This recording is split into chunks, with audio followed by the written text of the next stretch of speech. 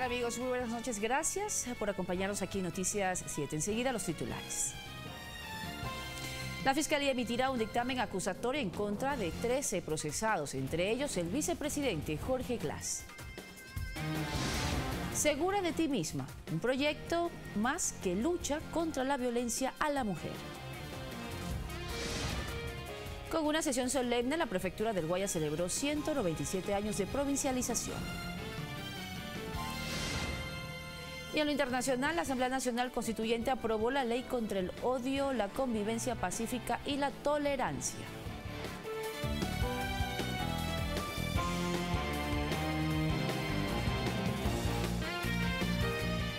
La Fiscalía General del Estado emitirá su dictamen acusatorio en contra del vicepresidente Jorge Glass y otros 12 procesados más por presunta asociación ilícita en el caso Odebrecht.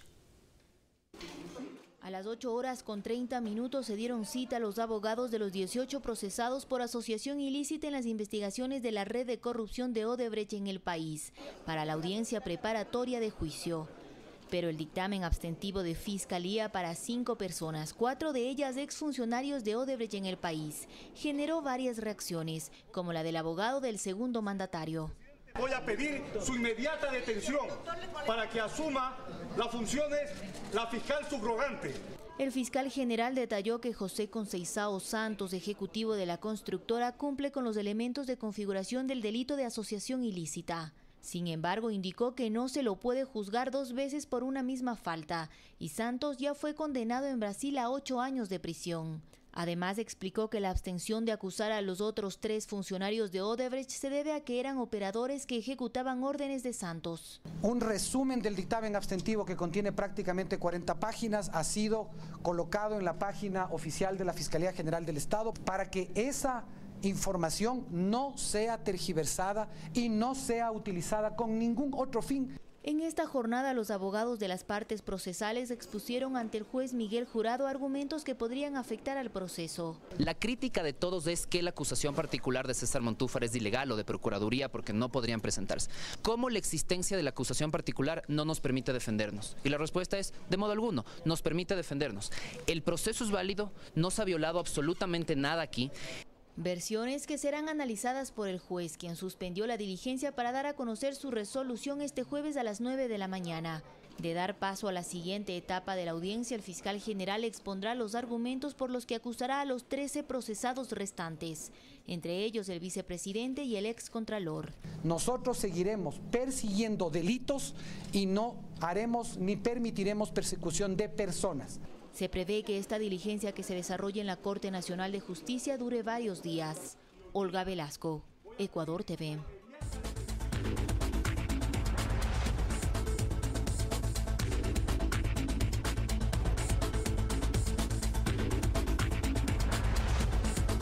Y les contamos que según el Servicio de Rentas Internas, más de 5.000 personas naturales y jurídicas eran clientes de la red de 64 empresas fantasmas que emitían facturas, perjudicando al fisco en más de $200 millones. El Servicio de Rentas Internas ha logrado establecer, en base a sus sistemas de control, que en el país existían más de 500 empresas fantasmas o de papel, perjudicando al fisco en más de $600 millones. Por ejemplo, hemos identificado empresas que se dedican a la venta de materiales de ferretería que no tenían ninguna compra registrada en su contabilidad, en la información que nos reportan terceros, que no tenían trabajadores en relación de dependencia, que no tenían movimientos en sus cuentas bancarias y aún así nos declaraban en sus declaraciones que tenían facturación sobre $1 millón, $2 millones o $3 millones.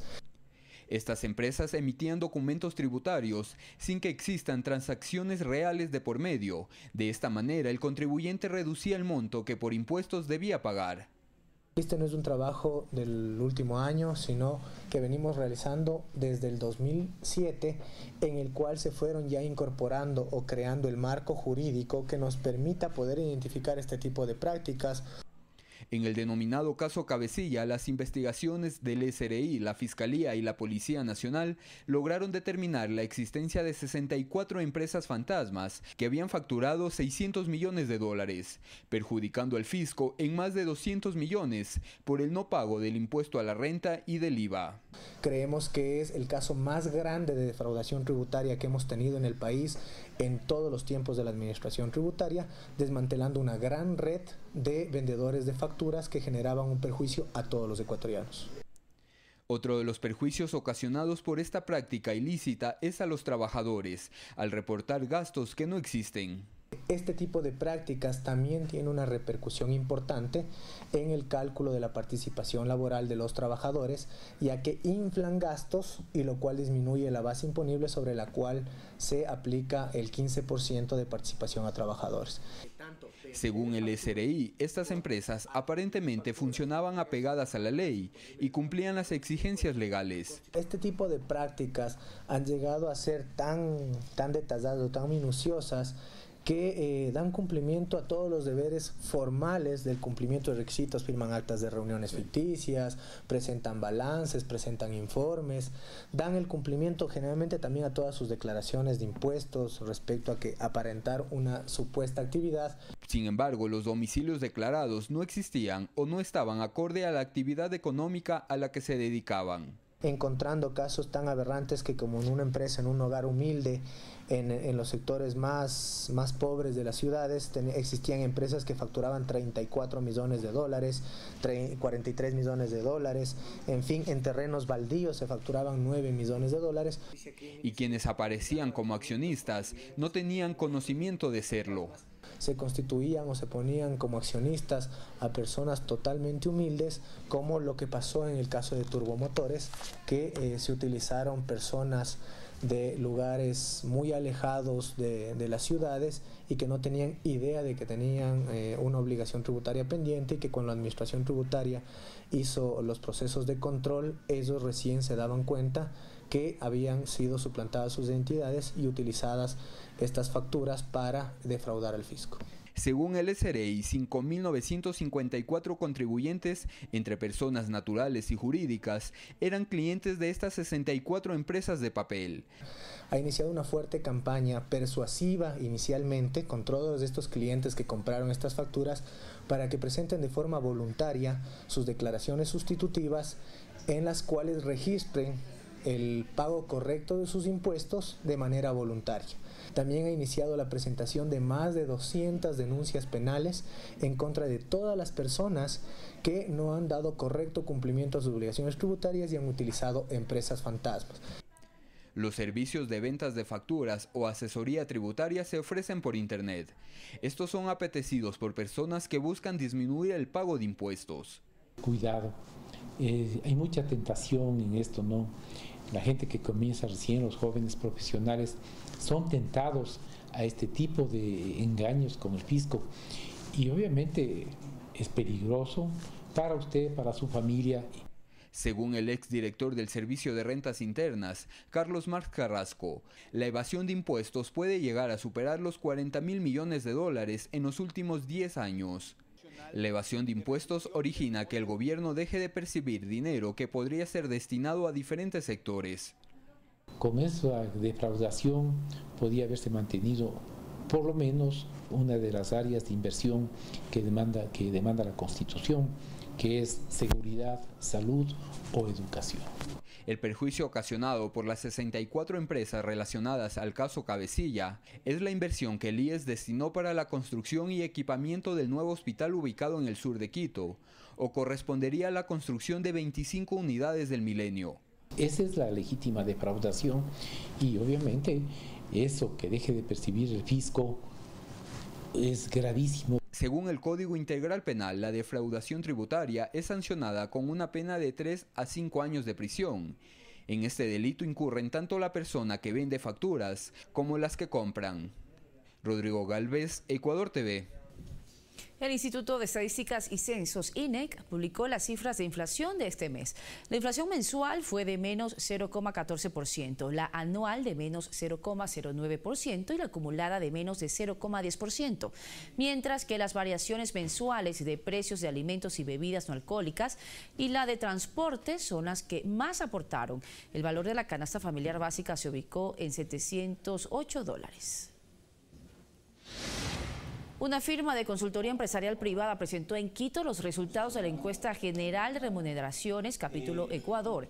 Según este estudio, pese a las condiciones económicas del país, en el 2016, alrededor de 300 empresas entre nacionales y multinacionales elevaron los sueldos a sus trabajadores entre un 2.3 y 7.3%. Resaltan las compañías dedicadas a la actividad comercial y también de servicios. Esfuerzos muy importantes de las compañías en términos de eficiencia, en términos de innovación, inversiones en tecnología, sin duda son esos grandes motores que han permitido que las compañías puedan efectuar esos niveles de incremento en el año 2017. Pero creo que más allá del incremento, como usted lo dice, me parece que también es relevante mencionar la protección del empleo, porque hoy estamos hablando de eso, quizás uno de los principales desafíos para el Ecuador, hablando de tanto sector privado como sector público, es asegurar los niveles de empleo y que eso permita que la economía y el país efectivamente se reactive en el mediano plazo. Y en Alianza País siguen los desacuerdos. Verónica Arias pide la expulsión de Daniel Mendoza de la coordinación del bloque de los aliados, mientras la oposición se mantiene a la espera de un desenlace en el caso del vicepresidente Jorge Glass. Hay quienes insisten en señalar al manabita Daniel Mendoza como uno de los promotores de la división interna de la bancada. Entre ellas, Verónica Arias, integrante del bloque de País y aliados, quien pide la separación de Mendoza de la coordinación de dicha agrupación. Tiene que ser expulsado de la coordinación del bloque político de aliados, de organizaciones políticas aliadas, porque ha caotizado las decisiones que hemos tomado, ha caotizado el bloque legislativo de aliados. Ella asegura haber suscrito un documento en el cual respalda el mecanismo de la consulta como una herramienta para reforzar la democracia, pero que eso no significa decirle sí a las 7 preguntas planteadas por el Ejecutivo. No me opongo a que el pueblo sea consultado, respeto ese mecanismo democrático como es una consulta popular, pero eso no significa que apoye el contenido de la consulta popular. Otro tema que es materia de discrepancias en país es la situación judicial por la que atraviesa el vicepresidente Glass. Lo hemos manifestado: cero tolerancia a la corrupción, cero impunidad a los delitos de corrupción, pero también cero persecución política. En la oposición, que este martes presentó un nuevo intento de juicio político, analizan una segunda vía para la destitución, la cual sería el reconocer en el Pleno, vía resolución, la sanción administrativa por la adjudicación del campo Singue aplicada en contra de Glass por parte de la Contraloría. Esa propuesta al interior del Pleno la podría hacer cualquier legislador y no se necesitarían sino 69 votos. Tienen que ver si cuentan con los votos, cómo va a ser el procedimiento. Bueno, los votos tiene que exigir el Ecuador a esta gente que bloquea de manera insistente la lucha contra la corrupción. Es que hay quienes creen que la conflictividad interna de país puede reformular la relación de fuerzas en instancias como el Consejo de Administración Legislativa. Alexis Moncayo, Ecuador TV. Y el gobierno logra más adhesiones en torno a su propuesta de la consulta popular. Un grupo de ex asambleístas constituyentes entregaron al jefe del Estado un manifiesto de apoyo a esta iniciativa. El respaldo no fue solo de palabra. Como constancia de esta voluntad de arrimar el hombro para que la consulta se concrete, un grupo de ex asambleístas constituyentes entregó a la primera autoridad del país un manifiesto en el cual, por escrito y con firmas de responsabilidad, le dicen adelante a esta iniciativa. Demanda de todos los actores sociales y políticos una participación efectiva. En su momento, este grupo de ex legisladores de Montecristi se pronunciarán respecto al contenido e impacto de cada una de las preguntas. Nos expresaremos en el momento en que las preguntas salgan de la Corte Constitucional. El presidente Moreno se mostró agradecido de este respaldo. Para él, lo fundamental es que la Constitución vuelva a la esencia con la cual nació desde Montecristi. Que sea una carta magna que garantice derechos y no vanidades de nadie. Al menos, así lo dejó expuesto al analizar cómo se manejó el tema de la reelección indefinida, por ejemplo, bajo el régimen del expresidente Correa. Y de repente me enteré que se había metido en la Corte Constitucional una enmienda para ampliar derechos. ¿Para ampliar derechos? ¿De quién? De él, pues. Como enmienda constitucional, lo menos que habría que hacer no podría hacer menos, es de ponerlo en consideración el pueblo ecuatoriano. Y eso es lo que se le pidió, que ponga en consideración del pueblo ecuatoriano, pero lo puso en consideración de los compañeros asambleístas, casi forzándolos. ¿Por qué? Porque nadie quería enojarse con el líder. Alertó, de acuerdo a su visión, de los riesgos del exceso de poder. Se vuelve siniestro el poder. Empiezan a espiarse entre ellos mismos.